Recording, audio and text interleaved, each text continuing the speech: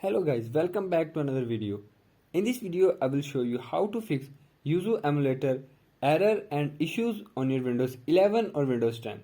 So, to fix this issue, follow every step as I am showing in this video. And do not forget to subscribe this channel. And also press the bell icon for the latest upcoming videos. Hope so, this will fix your problem and help you a lot.